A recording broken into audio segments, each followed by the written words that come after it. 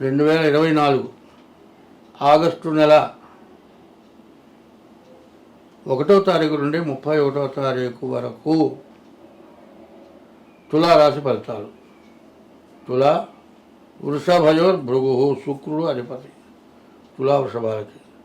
అయితే శుక్రుడు సింహరాశిలో రవితో కలిసి శుక్రుడు ఉన్నాడు.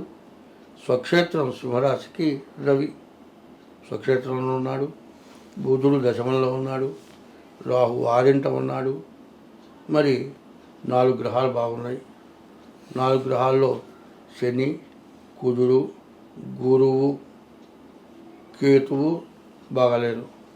రాహు బాగున్నాడు. ఈ రాహు వల్ల అంతకుముందు రాని డబ్బులు ఉంటే వస్తాయి. వీడు ఎగ్గొట్టేశాడు, వీడు ఇవ్వడు అనుకున్నవి ఏమన్నా ఉంటే కూడా వస్తాయి. మరి డబ్బు నిలబడేటువంటి టైము చాలా బాగుంది. అయితే ఎట్లా ఉందంటే కుజ గురువులు అష్టమంలో ఉన్నారు. ఈ అష్టమంలో ఉన్న కుజ గురువుల వల్ల, శని వల్ల వచ్చిన డబ్బులు వచ్చినట్టు కర్పూరహారత అయిపోతాయి. కుడి చేతిలోకి వచ్చిన డబ్బులు 5 నిమిషాల్లో ఎడం చేతిలోకి పోతాయి. ఎడం చేతిలో డబ్బులు బయటికి వెళ్ళిపోతాయి.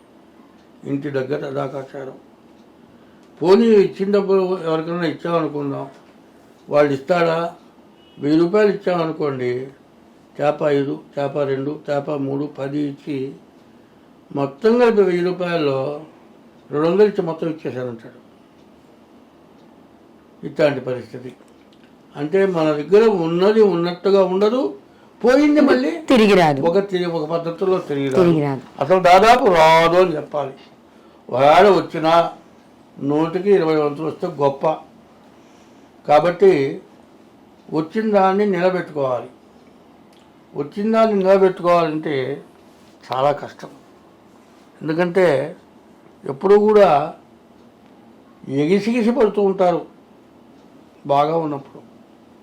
ఆ ఎగిసిగిసి పడటం ఎట్లా ఉంటుందంటే, ఏదో ముసలాడు కదా ముసలి మాటలు మాట్లాడుతున్నాడు అనుకోబాకండి. యవ్వనంలో నాకంటే గొప్ప వాళ్ళు వేసుకుంటారు. కానీ ఆ యవ్వనం అయిన తర్వాత భార్యాభర్తల పరిస్థితి ఎట్లా ఉంటుందంటే, ఆమెకు కావాల్సింది నేను తెచ్చిపెట్టలేదని ఆమెకుంటుంది, నేను తెచ్చింది ఎక్కడా దాటలేదు ఈమె కావాలంటుంది అనుకుంటాడు. ముందేమో పెళ్ళాము రంభ, వీడు పెద్ద పురుషుడు, చివరికి వచ్చేవాడికి దయ్యం భార్య.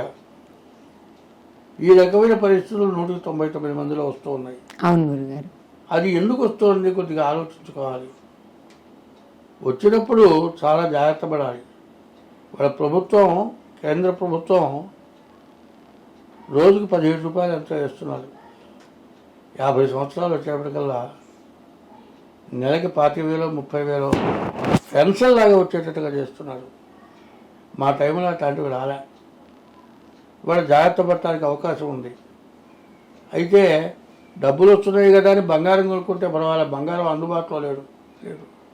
గుడ్డలో ఫ్యాన్స్ అయితే ఉసుకుంటున్నారు. దీనివల్ల వచ్చిన డబ్బులు వృధా అయిపోతున్నాయి. జాగ్రత్త చాలా అవసరం. వచ్చినంత వరకు బంగారం కొనుక్కుంటే మంచిది. వచ్చి ఆ బంగారం కొంత నిలవ ఉందనుకోండి, ఇంకా కొంత డబ్బు నిలవ ఉంటే మొత్తం కలిపి ఇల్లు స్థలమో వాటిలో కొనుక్కుంటాం. కొంత ఉపయోగపడుతుంది. కాబట్టి ఈ రాశి వారికి చాలా మంచి సమయం. అందులో ఈ రాశి చాలా తులారాశి, తులా వృషభయోర్ భృగు. తులా వృషభ రాశులు. తులా అంటే త్రాసు. త్రాసు అంటే అర్థం ఉంటుంది, కరెక్ట్గా ఉంటుంది, ముళ్ళు సమానంగా అటు ఇటు తొడకదు, చాలా జాగ్రత్తగా ఉంటుంది. అటువంటి జాగ్రత్త తప్పింది అంటే పాపగ్రహాలు నీలో ఉంటేనే తప్పుతుంది.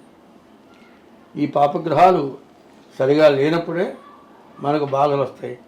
చాలామంది నవగ్రహాలు గుళ్ళోకి వెళ్తున్నారు, శివుడికి ప్రదక్షిణ చేస్తున్నారు, తర్వాత నవగ్రహాలకి ప్రదక్షిణ చేస్తున్నారు, వెంటనే బయటకు వచ్చి కాళ్ళు కడుక్కుంటున్నారు. అది చాలా తప్పు. గుళ్ళోకి వెళ్ళేటప్పుడే కాళ్ళు కడుక్కోవాలి. నవగ్రహాల గుళ్ళో నుంచి వచ్చిన తర్వాత కాళ్ళు కడుక్కోకూడదు. తర్వాత గుళ్ళో నుంచి నవగ్రహాల గుళ్ళో తిరిగిన తర్వాత కూడా కొంచెంసేపు కూర్చోవాలి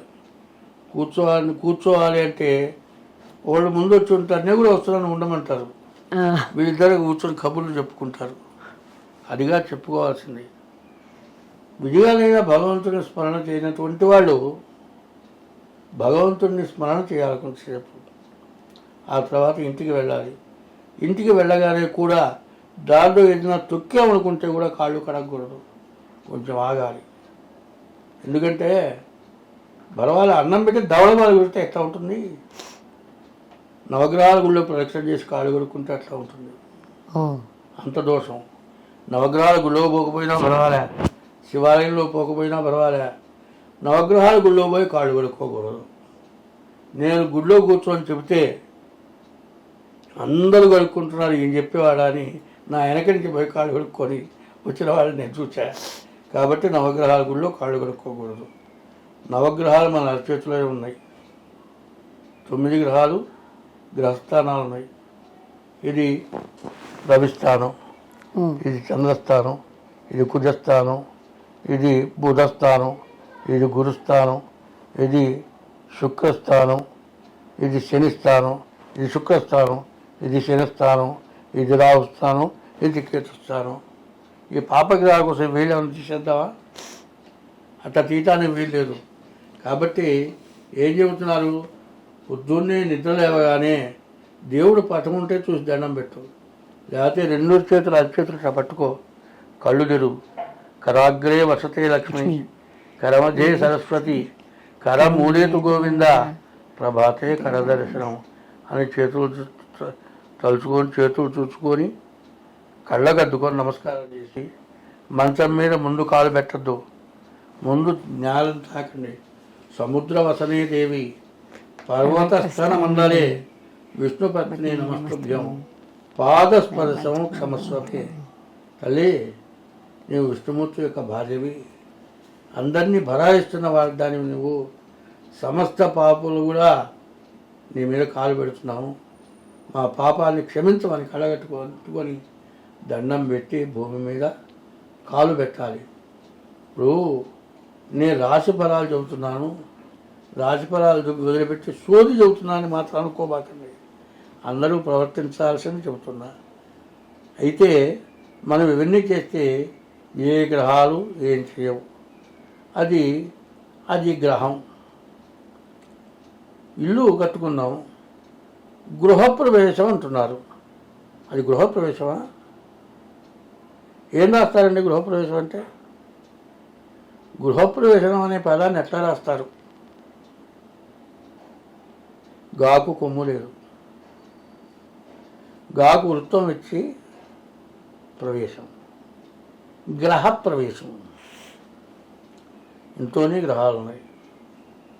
ఈ గ్రహాల యొక్క ప్రవేశం చేస్తున్నాం. అధిపతి గ్రహాలు ప్రవేశం చేస్తున్నాం, గ్రహ ప్రవేశం చేస్తున్నాం. అది గృహప్రవేశం అంటే తెలుగు రానట్లే అర్థం. గ్రహప్రవేశం. ఈ గ్రహాలు అన్నిట్లో ఉన్నాయి, మనలో ఉన్నాయి, అన్నిట్లో ఉన్నాయి. ఎందుకంటే కేతుశిఖి ధ్వజ ధూమ్ర ఉత్పాతో బహురూపకృతం. కేతువుట బాగుండకపోతే చేయరాని పనికిరాని పనులను చేస్తాడు. కేతువు బాగుంటే 8 సంవత్సరాల పిల్లవాడు చంద్రశేఖరేంద్ర సరస్వతి స్వామివారు తల్లిదండ్రుల్ని వదిలిపెట్టేసి ఆయన జీవితంలో వాళ్ళ తల్లి మొహం చూడకుండా 90 సంవత్సరాలు వచ్చేంత వరకు ఏ గురువు దగ్గర విద్య నేర్చుకోకుండా, ఎవరైనా విద్య చెప్పారు, వేదం చెప్పారంటే, ఒక ఆయన తర్కశాస్త్రం చెబుతూ ఆయన పైన కూర్చుంటే గురువు గారి కింద కూర్చొని చదువు చెబుతున్నట్ట. ఇది నాకు ఇంత హీనమైపోయింది, రేపటి నుంచి ఎవరిచేతన చెప్పించుకోండి అన్నట్టు. ఈయన అంటే శాస్త్రం చెబుతుంటే ఈయన ఎతో చూస్తున్నట్ట. ఈయన వినలేదనుకున్నాడు. ఆయన చెప్పింది చెప్పారు, తర్వాత కూడా చెప్పారు ఆయన. అటువంటి మహానుభావుడు నడిచే దేవుడు అనుకున్నాడు. మరి సన్యాసాశ్రమం తీసుకున్న తర్వాత తల్లి మొహం చూడకూడదు, తల్లిని తలుచుకోలేదు. చివరికి ప్రాణత్యాగం చేయబోయే ముందు తల్లి ఫోటో తీసుకొని అక్కడ పెట్టుకొని, ఎందుకంటే సన్యాసాశ్రమం తీసుకున్న తర్వాత తల్లికి కర్మ చేయకూడదు. కళ్ళంబటి 2 బొట్లు నీళ్ళు వచ్చినాయి. తల్లికి అశ్రుతర్పణ చేసి ఆయన ప్రాణత్యాగం చేశారు.